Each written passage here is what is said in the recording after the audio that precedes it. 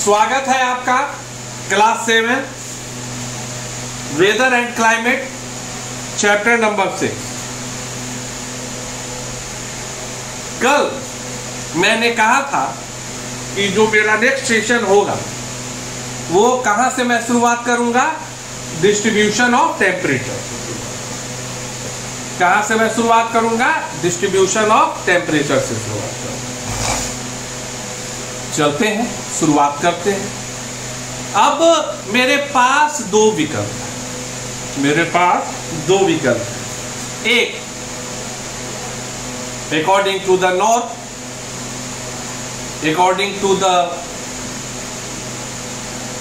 current style or current method, I will start my discussion from distribution of temperature, और जो भी content है मैं उसको बताना शुरू करूं। लेकिन इसमें मजा नहीं, इसमें मजा नहीं है, समझना है ना, तो समझेंगे कैसे। डिस्ट्रीब्यूशन ऑफ टेम्परेचर का मतलब क्या होगा कि भैया अब हम वेदर को, क्लाइमेट को तापमान के आधार पर समझें। तो कैसे समझेंगे सर, क्या है, कैसे शुरुआत होगी?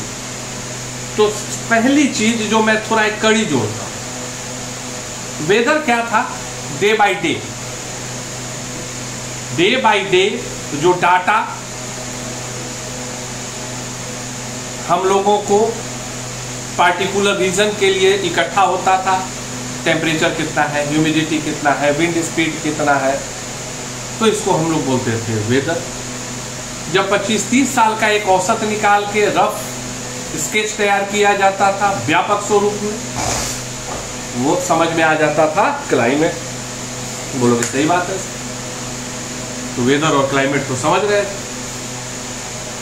अब तापमान था, इसका मतलब कि तापमान की चर्चा होनी चाहिए। अब देखो, अब टीचर का शुरू है कि जब हम कलेक्शन ऑफ टेम्परेचर है, जो कि वेदर के लिए मेन एक फैक्टर है, तो भैया तापमान का निर्धारण का या तापमान का कोई लॉजिक तो होगा, डेफिनेटली होगा। अब इस चीज को समझो, बहुत अच्छा तरीका बता रहे हैं। ये सूर्य है ना, यह क्या है, सूर्य है। इस चीज को समझ लोगे ना तो दिमाग में एकदम बैठ जाएगा। यह क्या है, सन है।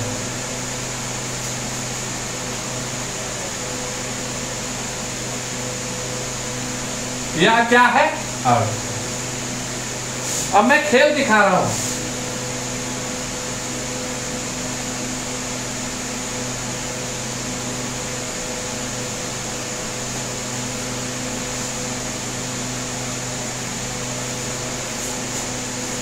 ये क्या है, इस चीज को समझ लोगे, दिमाग में बैठ जाएगा, चीजें दिमाग में बैठ जाएंगी। मतलब क्या हुआ, मैं जो बताना चाह रहा हूं इसका मतलब क्या हुआ कि ये क्या है, 0 डिग्री है। सूर्य से पृथ्वी के सबसे नजदीक कौन होता है, इक्वेटर होता है। कौन होता है, इक्वेटर होता है। सही बात है, सही बात है सर। अब एक चीज बताओ, एक छोटा सा सवाल पूछता हूं और उसके बाद फिर मैं इस तस्वीर की तरफ बढ़ूं। आग के नजदीक जो रहेगा उसको गर्मी ज्यादा लगेगी कि आग से जो दूर रहेगा? तो आप बोलिएगा कि आग से या ऊष्मा के किसी स्रोत से जैसे जैसे हम दूरी को बढ़ाएंगे, तापमान मतलब गर्मी उतनी कम लगेगी। मतलब distance will increase, temperature will decrease. Am I correct? दूरी बढ़ेगी ऊष्मा के स्रोत से, तापमान जो हमें गर्मी के तौर पे अनुभूति हो रही है वो घटेगा। सही बात। और अगर यह सही है बाबू, तो इसका मतलब क्या हो गया कि सूर्य से जो सबसे ज्यादा गर्मी का क्षेत्र रहेगा वो इक्वेटर का रहेगा। और उसके बाद हम जैसे जैसे ऊपर की ओर बढ़ेंगे, हम जैसे जैसे ऊपर की ओर बढ़ेंगे या जैसे जैसे नीचे की ओर बढ़ेंगे, तो स्वाभाविक है कि अब यहां से यहां के लिए दूरी बढ़ गई ना। अब यहां से यहां के लिए तो दूरी बढ़ रही है ना। अब यहां से यहां के लिए दूरी और बढ़ रही है, यहां से यहां के लिए दूरी, यहां से यहां के लिए दूरी और बढ़ रही है। मतलब क्या हुआ कि इस जोन में एक तरह से कहा जाएगा कि मैक्स टेम्परेचर रहेगा और इधर भी डिक्रीज करेगा और इधर भी डिक्रीज करेगा। सही बात है। इसका मतलब क्या हुआ कि एक तरह से एक पैमाना तैयार किया गया जिसके आधार पे कहा गया कि पार्टिकुलर 23.5 डिग्री उत्तर और 23.5 डिग्री दक्षिण को एक जोन में ले लिया गया कि यहाँ का मतलब औसत जो क्लाइमेट है वो एक है, मतलब हाईएस्ट जोन में है। इस क्षेत्र में बाकी क्षेत्र की तुलना में सबसे ज्यादा गर्मी पड़ेगी, तापमान रहेगा, टेम्परेचर रहेगा। तो इस जोन को 23.5 डिग्री उत्तर से 23.5 डिग्री दक्षिण साउथ को क्या बोला गया? टॉरिड जोन बोला गया। क्या बोला गया? टॉरिड जोन बोला गया। क्या बोला गया? Torrid zone, TORRIDZONE, torrid zone बोला गया। अब 23.5 डिग्री से 66.5 डिग्री नॉर्थ और 66.5 डिग्री साउथ, मतलब ये वाला। अब ये तो दोनों जो है, क्योंकि पृथ्वी गोल है तो ये तो एक ही टाइप का नेचर कैरी करेगा। मतलब सूर्य से एक तरफ से जितनी दूरी इधर होगी, सूर्य से दूसरे तरफ की भी दूरी उतनी ही होगी। तो इसको क्या बोला जाता है? Temperate zone. इसको क्या बोला जाता है? इसको क्या बोला जाता है? Temperate zone. इसको क्या बोला जाता है? Temperate zone. और ये उत्तर ध्रुव का किनारा और दक्षिण ध्रुव का, इसको क्या बोला जाता है? Fridge zone. इसको क्या बोला जाता है? Fridge zone. मतलब एक लाइन में समझ लो कि खेल क्या है। खेल गर्मी का है, खेल तापमान का है। सबसे ज्यादा कहाँ रहेगा? इक्वेटर के आसपास रहेगा। तो इक्वेटर से 23.5 डिग्री उत्तर और इक्वेटर से 23.5 डिग्री दक्षिण, इस दोनों को क्या मिला दिया गया? Torrid zone. फिर 23.5 डिग्री से 66.5 डिग्री उत्तर और 23.5 डिग्री से 66.5 डिग्री दक्षिण, इसको क्या बता दिया गया? Temperate zone.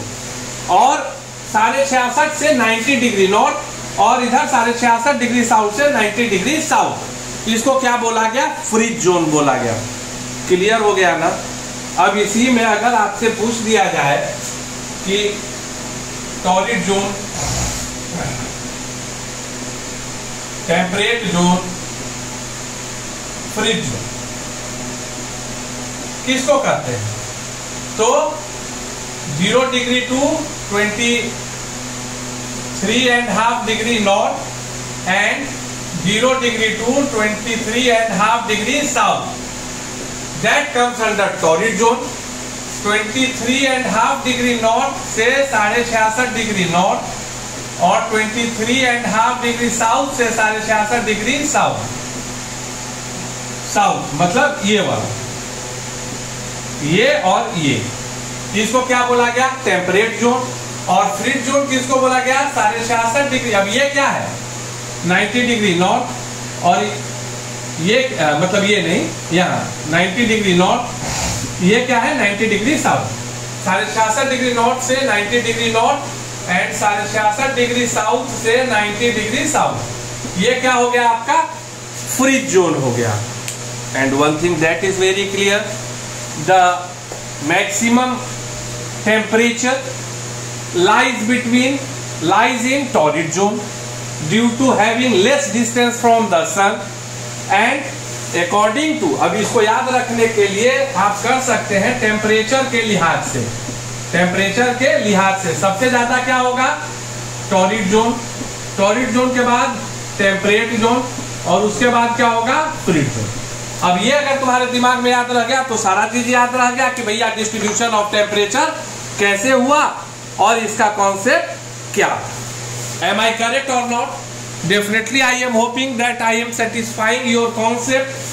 कि अगेन याद रख लो चीज को पुनः, सूर्य है या पृथ्वी है, इक्वेटर जो होता है, क्योंकि अब कोई भी चीज अगर यहाँ है तो अगर वृत्त है मतलब सबसे जो ज्यादा दूरी पर रहे वही तो डायमीटर है।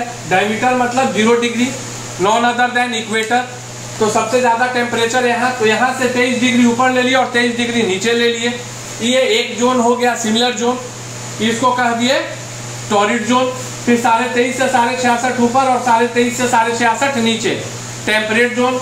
और 66.5 से उत्तरी ध्रुव ऊपर और 66.5 से दक्षिणी ध्रुव नीचे, इसको बोलते हैं फ्रीज जोन।